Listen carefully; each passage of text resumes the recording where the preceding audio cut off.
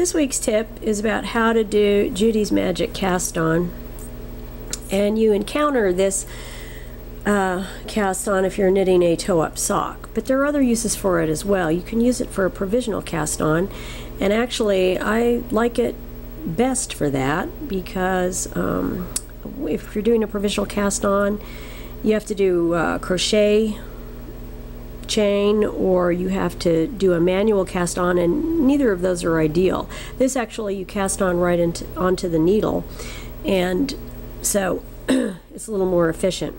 But to do it, I have my yarn tail, my loose end, and I have it over my forefinger, and then I have the rest of my yarn, the working yarn, over my thumb, and I have a double-pointed needle.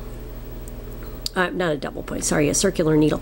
Now, if I were doing this cast on for a provisional cast on, I would not have my needles looped like this. I would have two separate needles, and then I would have the stitches on those needles.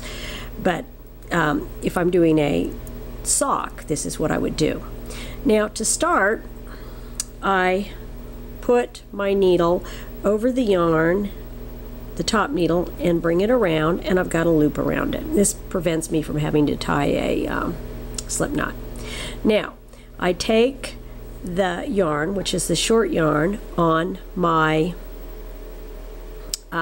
forefinger, and I bring it around and between the needles.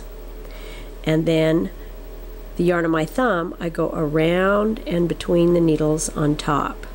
Now notice on the top needle I have 2 stitches, and on the bottom needle I have 1. You're always going to want to have the same number of stitches on both needles. So my index finger around, and then around and between, around and between, whoops, sorry, around and between, around and between, and you see that you can get in a rhythm doing this. Now I've got 1, 2, 3, 4, 1, 2, 3, 4. You always want to, again, make sure you have the same number of stitches on both.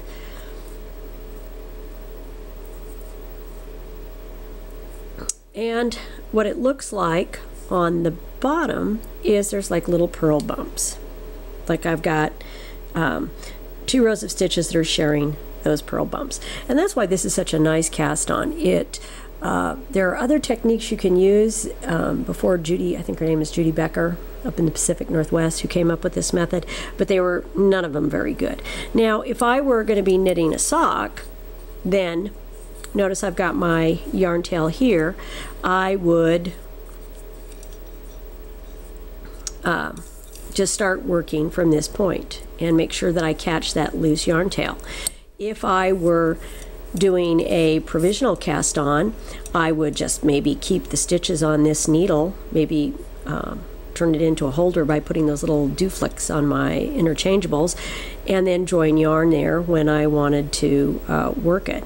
But in either case, that's how I've got this cast on going, and it again is a very nice and neat little cast on for either toe-up socks or for provisional cast on. Now, I have a pair of socks that I knit quite a while ago, and you can see that perhaps that row right there is a little larger. That might be where I did my cast on, but it is infinitely better looking than most grafted toes. For most knitters, grafting rarely looks that nice, and it is pretty seamless. And there are a lot of different uses for this. If you're knitting a toy, instead of having to seam at the top, you can use this cast on and then work down. It is a nice little cast on.